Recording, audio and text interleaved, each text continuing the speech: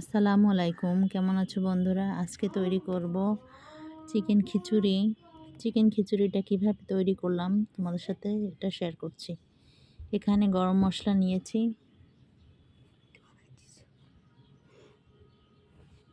কয়েক টুকরা গরম মশলা নিয়েছি। এখানে কড়াইতে তেল দিয়ে দিলাম। তেল দিয়ে এখানে গরম মশলাটা দিয়ে দিলাম। এখানে লবঙ্গ, দারচিনি এগুলো দিয়ে দিয়েছি, এলাচ সব দিয়ে ভালো করে একটু জাল দিয়ে নিলাম।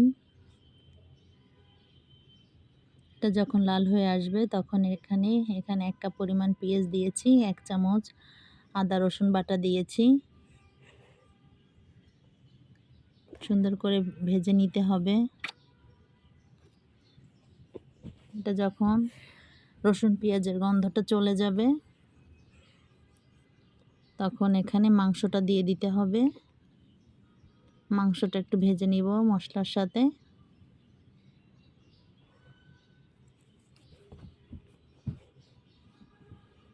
আস্তে আস্তে আলতো জালে মশলাটা ভেজে নিতে হবে, না হলে কড়াই পুড়ে যাবে।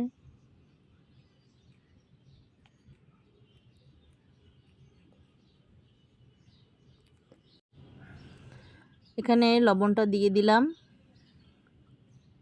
লবণটা দিয়ে আর একটু ভেজে নিতে হবে।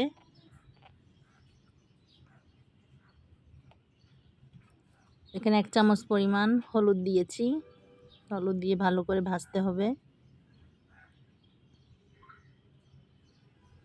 যখন ভাজা হয়ে গেছে এখানে একটা আলু আমি কেটে নিয়েছি, ছোট ছোট করে নিয়েছি। এটার পরিমাণ যখন ভাজা হয়ে গেছে, দেখেন কিভাবে ভাজাটা হলো, কি রকমের কালার আসছে। আমি আগেই চাল ডাল ধুয়ে ঝরা দিয়ে রেখেছিলাম, একেবারেই ঝরঝরা হয়ে গেছে। এটা আমি দিয়ে দিলাম, দিয়ে ভালো করে নেড়েচেড়ে নিতে হবে, খুব সুন্দর করে নাড়তে হবে।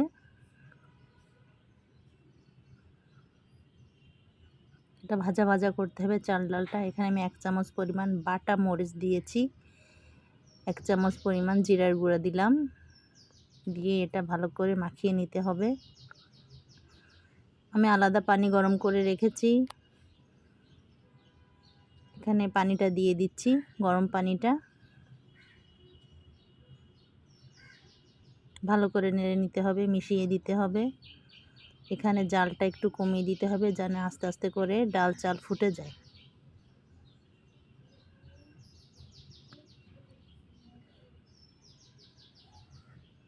আমার রান্নাটা কেমন হলো আমাকে কমেন্ট করে জানাবেন। কয়েক টুকরা কাঁচামরিচ দিয়ে দিয়েছি। এখানে একটা টমেটো আমি 4-5 টুকরা করেছি, এটা দিয়ে দিলাম।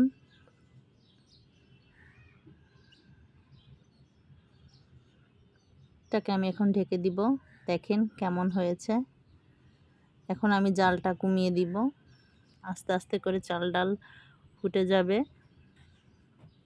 আমার রান্না ভালো হলে আমাকে একটা লাইক করবেন, আমাকে সাবস্ক্রাইব করুন, আপনাদের পরামর্শ আমাকে জানান।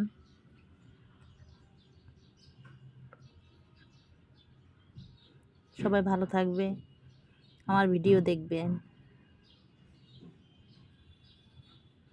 খিচুড়িটা আমি ঢেকে দিয়েছি, কিছুক্ষণ পর এসে দেখুন আমার খিচুড়ি হয়ে গেছে। কেমন হলো আমার চিকেন খিচুড়ি আমাকে কমেন্ট করে জানাবেন। সবাই ভালো থাকবেন।